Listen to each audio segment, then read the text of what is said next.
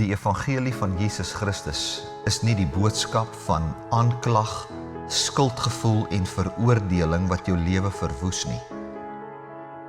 Die evangelie van Jesus Christus is ook nie die boodskap wat handel rondom hoe hard jy vir God moet werk en wat jy alweer vir hom moet doen nie.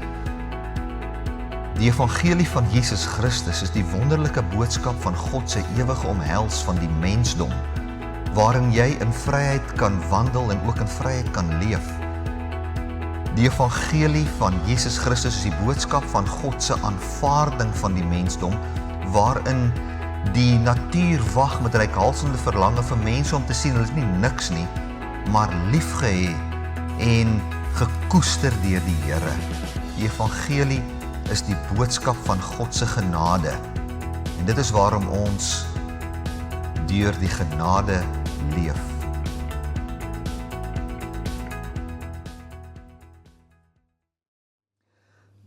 Ons het in die woordskool donderdag te praat ons 'n bietjie oor hoekom God die mens gemaak het.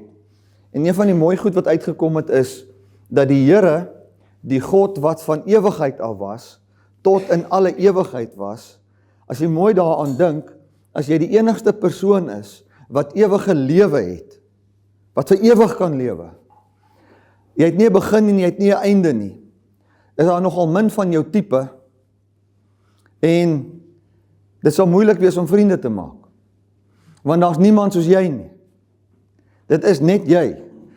Ek sê in die woordskool, wat was voor God? Niks.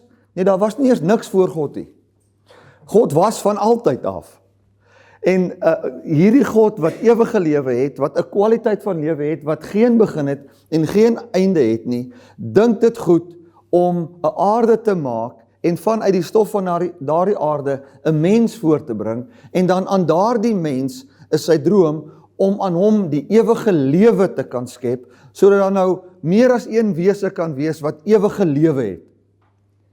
Dat dit God sal wees en die mens, en dan hulle een ding in common, en dit is ewige lewe, dan kan hulle lewensmaats wees.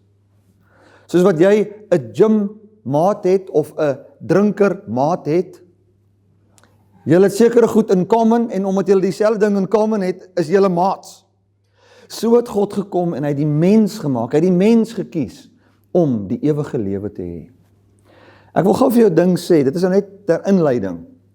Ons dink engele het ewige lewe. Engel het nie ewige lewe nie.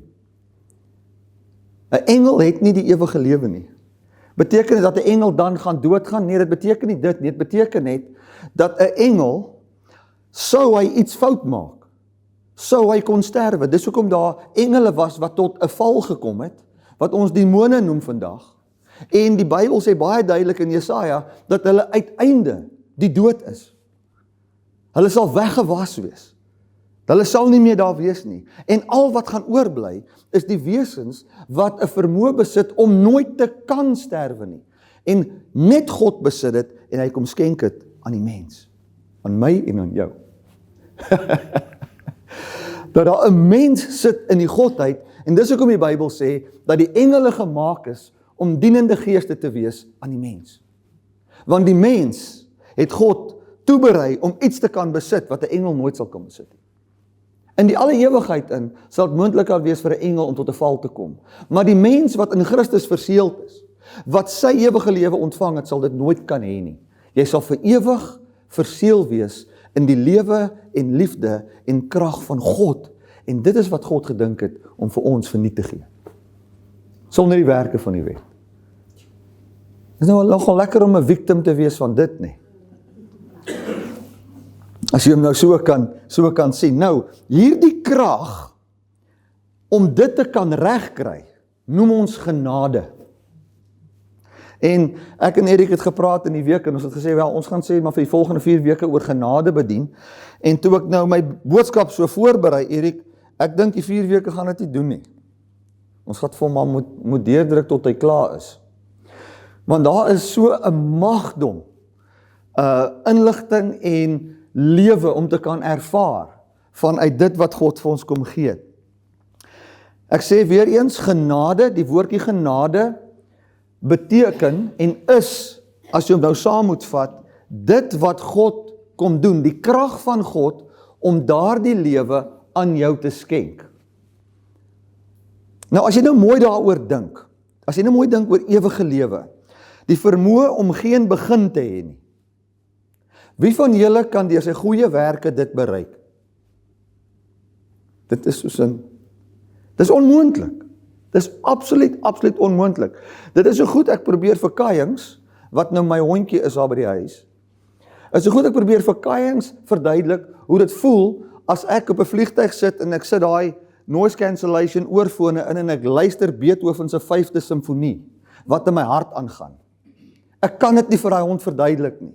Maak nie saak wat ek vir hom sê nie, hy swaai sy stertjie maar op dieselfde manier. Hy verstaan nie. Dit is iets wat daai hond, deur hoe hy die bal jaag, as ek vir hom gooi, kan nooit daai verstaan bereik nie. Dit is onmoontlik.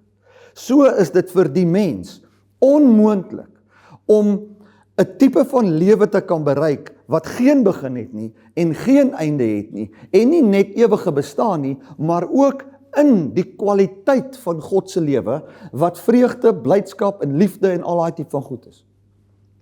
Wie kan dit ooit bereik? Dit kan net verniet gegee word. Dit is al. Daar is geen ander manier nie. Daar is geen ander manier nie. En dit is wat God besluit het vir die mens. En daai handeling om vanuit daai stof dit te kan regkry, dat daar 'n mens is wat presies lyk soos Jesus, wat sit aan die regterhand van God, wat saam met God gesete is in hemelse plekke, wat vry is van sonde en die dood, om dit reg te kry, daai krag noem ons, dis die definisie vir genade. Dit is genade. Daarom kan ons sê, dat God die mens begenadig het van die begin af. Genade kry nie sy definisie wanneer jy iets verkeerd gedoen het nie. Ons moet dit nou mooi besef. Ons het baie keer genade gesien, wel, weet wat, jy het nou die wet oortree, en omdat jy die wet oortree het, nou is die regter jou nou maar genadig, en dan sê hy, nee, ek gaan jou nou nie straf nie. Dis 'n wettiese definisie van genade. En daardie definisie van genade, kom ons stel dit so, God het nie begin genadig raak toe die mens sondig nie. Hy was lankal genadig. Voor die grondlegging van die wêreld was hy al genadig. Die Bybel sê, voor die aarde nog gemaak is, het God besluit, dat hy mense gaan maak, en aan hulle die ewige lewe beloof. Dink nou mooi daaroor. God, wat gees is, sê, ek gaan 'n aarde maak, dan gaan ek mense bo op hierdie aarde sit, dan gaan ek aan hulle die ewige lewe gee, en dan gaan ek een van hulle word, dan gaan ek soos hulle wees, en dan gaan ek lewensmaat sê, met wie ek vir ewig dan so gaan bly op daardie aarde. Maar dit is 'n goeie God. Ek wil vir jou sê, ek gee nie om wat se regstellende aksie gebeur nie, dit kan jou nooit seën, soos dit wat God jou daar gegee het nie. Dit kan jy nooit daai identiteit gee nie. Jy kan nooit, as ons dit snap, wat Christus vir ons kom gee het en wat hy vir die mens kom beplan het, sal jy in jou hele lewe nooit dink iets kon van jou weggeneem word nie. Want dit wat vir jou gegee is groter as enige iets wat van jou weggevat is. Man, het is so goed, iemand kom by my huis en hy steel 'n vuurhoutjie. Weet jy wat? So what? Ek worry nie oor daai vuurhoutjie nie, man. Dis niks. In die lig met, ek het 'n huis en ek kan al bly saam met my gesin en al daai tipe van goed. So as ons kan besef dat God het gekom om die mens daai lewe te gee. En ek wil vir jou sê, as God so groot plan het, elke ding binne in daai plan is buite ons vermoë. Ons kan dit nie doen nie. Ons gaan net glo, gratis ontvang, en hy gaan dit voortbring. Dit is hoe dit gaan werk. So, in julle nota sal julle sien daar, ek het gesê, die tweede lyntjie daar van bo af, genade is nie die vergifnis as gevolg van wetsoortreding nie. Nou sê party van julle, maar ek sien daar's nog 3 bladsye, en jy het nou so lank gepraat, en jy is nou by die tweede lyntjie. Broer, het reën, waar wil jy heen gaan? Sit net, ons gaan dit geniet. Ek wil hê jy moet besef, as dit kom by genade, is dit nie ek was skuldig, nou sien God my as onskuldig nie. Nee, genade is, ek is besig om 'n mens te vat wat uit stof gevorm is, en ek is besig om die ewige lewe aan hom te gee. Toe het hy miskien goed verkeerd gedoen, maar my genade moet nou sterker wees as sy oortreding of die ding wat hom doodmaak, sodat ek sy dood en sy sonde kan oorwin, sodat wat ek gedroom het van die begin af, nog steeds waar kan wees. Dis genade. Halleluja. Jy hoef nie 'n fout te maak om onder die genade te staan nie. Genade is vir die ou wat, of hy reg doen of hy verkeerd doen, genade is God se krag om sy lewe in jou voor te bring. Kom ons kyk gou daar na die Griekse definisie vir genade. Hy sê, ek het nou, daar is nie 'n Afrikaanse Griekse woordeboek wat ek van weet nie, so ek het nou maar die Engels gekopie hierso. Hy sê, Thayer definition sê, grace, that which affords joy, pleasure, delight, sweetness, charm, loveliness, grace of speech, goodwill, loving kindness or favor. Ons lees 2a, hy sê, of the merciful kindness by which God, exercising His holy influence upon souls or people, turn them to Christ, keeps them and strengthens them, and increases them in the Christian faith. Strong's, ons gaan net na die volgende paragraaf toe sê, graciousness of the manner or act, abstract or concrete, literal, figuratively or spiritually, en die punt wat ek wil maak, van hier af, as jy pen het kan, van daar af onderstreep, hy sê, especially the divine influence upon the heart and its reflection in the life. Met ander woorde, die genade van God is God se invloed op die hart van die mens, wat dan dit wat God is in hom manifesteer. Hy sê, especially the divine or godly influence upon the heart and its reflection in the life. Nou mense, ons sien die genadeboodskap baie keer so, kyk hoe goed was God vir my, ek moet dan iets goed doen vir hom. Dis nie die genadeboodskap nie. Dis die wet. Dis pligbesef, dis skuldgevoel, dis al daai tipe van goed. Genade is, God beïnvloed jou hart en hy manifesteer die lewe in jou.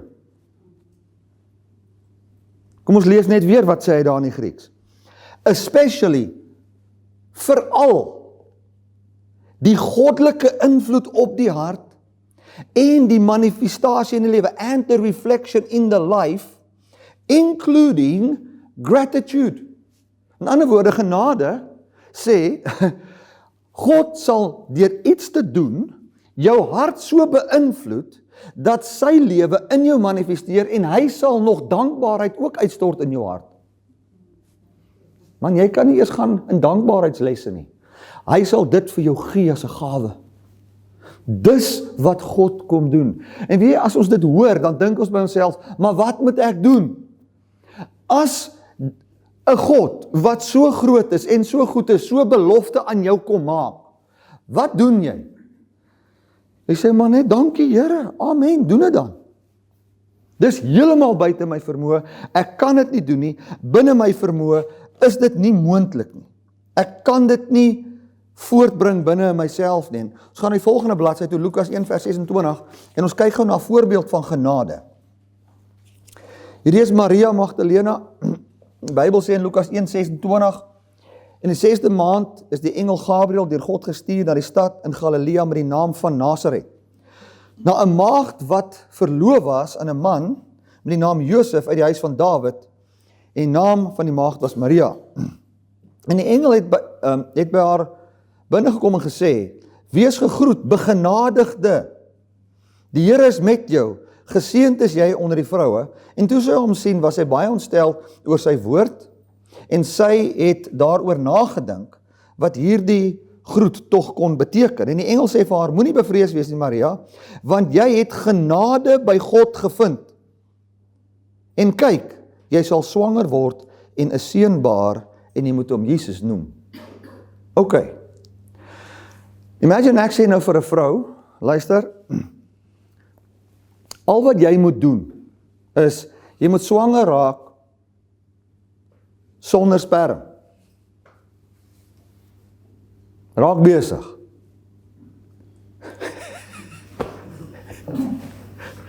Ek kan nie.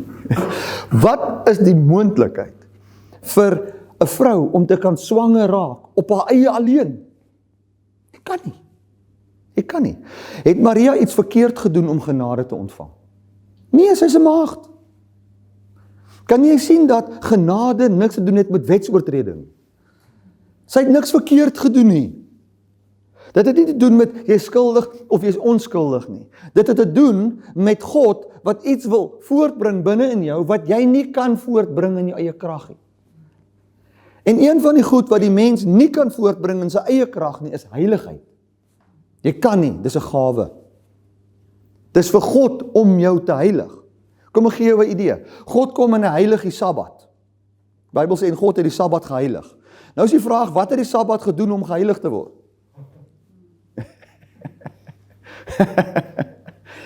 Absoluut niks.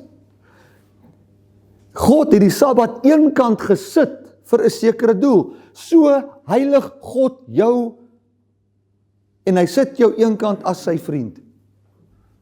God heilig jou. Jy kan jouself nie heilig nie. God heilig jou. En ek wil vir jou sê, God het die mensdom geheilig. Heilig beteken om af te sonder vir 'n sekere doel. Kom ek verduidelik dit so. 'n Skoolbus is geheilig vir die doel om skoolkinders aan te ry. Die bus hoef niks te doen om dit reg te kry nie. Die bus moet gebou word deur ingenieurs en deur mense wat busse bou, dat hy dit kan vat en kan doen, en dan vat die skool daai bus en hy sonder hom af vir daai doel. En dis wat daai ding voor is. Hy's nie gemaak om grond mee aan te ry nie. Dan breek jy hom. So, as God sê, ek wil 'n mens hê, ek sonder die mens af tot my vriend, ek sonder die mens af tot my lewensmaat, ek sonder die mens af tot die persoon wat soos my sal lyk, met wie ek vriendskaps kan hê, dan is dit God se werk. En hy het ons geheilig tot dit. En as daar goed in jou lewe is wat nie reg is nie, dan kan jy na hierdie God toe kom wat jou afgesonder het tot daardie doel en hy sal daai gedeelte van jou lewe heilig deur sy genade en krag. So hier sien ons in Maria. Maria sê die engel kom haar by haar. Ons lees dit gou weer. Is 'n engel by haar binne gekom en gesê: "Wees gegroet, begenadigde. Die Here is met jou. Geseënd is jy onder die vrouens." Ek hou van die volgende vers, en toe sy hom sien, was sy baie ontsteld oor die woord, en sy het daaroor nagedink, wat dit tog kon beteken. O my goeie, hier kom 'n engel, en hy sê vir my, ek is 'n begenadigde. Nou, ek het al baie keer gesê, dis ouens, as die predikant by hom kom, en hy wil vir hom iets sê, dan raak hy ontstel. Maar ek sien hier's Maria dieselfde ding gehad. Sy het ontsteld geword oor die woord. Sy gesê, wat is dit? Hoe kan hierdie dinge dan nou wees? En die engel sê vir haar, moenie vrees nie. En dis baie keer wat ons sien goed soos 'n heilige lewe, of geluk, of vrede, of daai tipe van goed, en dan dink jy, hoe gaan ek dit reg kry? Moenie vrees nie. God is jou genadig. God het 'n krag wat wie hy is binne in jou kan voortbring. En dit sien ons hier in Maria se lewe. En hy sê, kyk, hy sal swanger word. En hy sal 'n seun baar, hy moet hom Jesus noem. En hy sal groot wees. En die seun van die Allerhoogste genoem word. En die Here sal aan hom die troon van Dawid gee. En hy sal koning wees oor die huis van Jakob tot in ewigheid. En aan sy koninkryk sal daar geen einde wees nie. En ek het ongelukkig die volgende vers nou nie ingesit nie, maar die volgende verse sê sy, laat dit dan so wees. En die engel sê, let it be done unto me.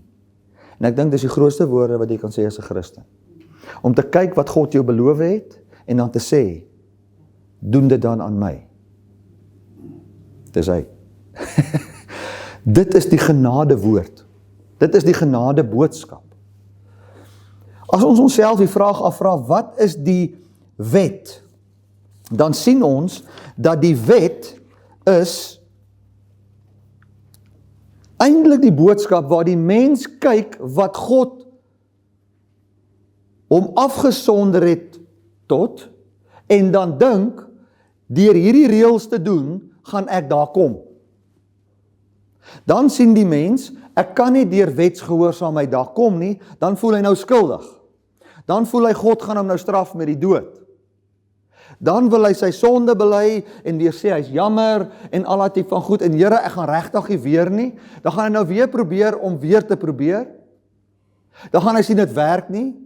Dan gaan hy so aan en naderhand raak hy moeg vir God en sê ek wil nie meer met die Here nie. Dan probeer hy redes vind en verskonings dat daar nie 'n God is nie en al dat tipe van goed, want hy kry dit nie reg nie. Maar die probleem is, hy probeer om iets te bereik wat hy nooit kan bereik nie. Is soos my hond. As hy dink, ek ben daai hond, enige iets wat rol, vreet hy. As jy 'n suurlemoen gooi, daai ding is so suur, nee. Hy het daai hond, daai suurlemoen. Dan sien jy, hy kou swaar, maar hy's mos 'n Jack Russell, hy moet die ding vang, dan moet hy hom verwoes. Maar dan gaan hy deur daai suurlemoen.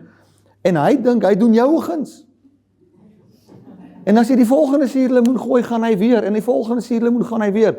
En as hy, imagine daai Jack Russell het hy meer probleem. Hy word gou kwaad vir ander honde. En hy dink, hoe meer suurlemoene ek vir my baas bring, hoe meer gaan ek vir my meer probleem ontslaa raak. Weet jy wat? Hoe meer suurlemoene hy jaag, hoe groter gaan sy meer probleem word. Hy gaan nie verlos wees nie. Want hy's besig met iets wat hy nie kan doen nie. So ons het 'n God wat vir ons daardie lewe kom gee. Kom ons lees nou op die vorige bladsy gou Johannes 1 vers 14. Hy sê, en hierdie woord, wat 'n woord? Hierdie boodskap dat God die ewige lewe aan ons kom skenk, wat van die begin af was. Mense, ek het al 'n paar keer die gelees vir julle, maar kom ek lees hom net gou weer in Titus 1 vers 2. Paulus sê, ek is 'n apostel en ek is 'n apostel met die hoop op die ewige lewe wat God, wat nie kan lieg nie, reeds vir alle tye beloof het. So Paulus sê, ek is 'n apostel met die hoop dat van die ewige lewe wat God, wat nie kan lieg nie, voor alle tye al aan die mens beloof het. So hierdie lewe het God aan jou beloof. Dit is nie 'n wetlewe, reg en verkeerd nie, dis 'n God wat sê, ek kom skenk aan jou 'n nuwe lewe. Hierdie woord, daar was 'n belofte. Nou kyk, as iemand 'n belofte maak, dan is dit mos 'n woord. Ek het mos 'n woord van belofte. God beloof aan die mens die ewige lewe. God sê, ek is die enigste een wat ewige lewe het. Hier's engele hier wat my dien, maar hulle is onderworpe aan sterwe, sou hulle fout maak. Die mens word gemaak, hy's ook onderworpe aan sterwe, maar God sê vir hierdie Adam wat nog onderworpe is, hy het die vermoë om dalk dood te kan gaan. Hy sê, weet wat, ek sit hier 'n boom van die lewe vir jou. As jy van hom eet, sal jy verseël wees met die ewige lewe en jy as mens sal nooit kan sterwe nie. Soos Jesus. Die mens Jesus het geëet van die boom van die lewe. Hy kan nooit weer sondig nie en hy sal nooit weer kan sondig nie. Hy of ooit kan sondig. Hy sal nooit sondig kan word nie. Hy sal nooit kan doodgaan nie as 'n mens met 'n fisiese lyf. Dis die ding. Nou kom hy en hy sê, daai lewe, daai boodskap was van die begin af. Van die begin af het God besluit, dis wat hy wil hê. Dis wat hy wil hê. Nou daai woord, daai belofte, het toe vlees geword en onder ons kom woon. En ons het sy heerlikheid aanskou. 'n Heerlikheid soos die enige gebore wat van die Vader kom, vol van genade en waarheid. So, die heerlikheid van God is vol van genade en is vol van waarheid. Nou wil ek vinnig daai gedeelte aan jou verduidelik. Wanneer die Bybel sê die heerlikheid van God, en wanneer hy praat in 1 Johannes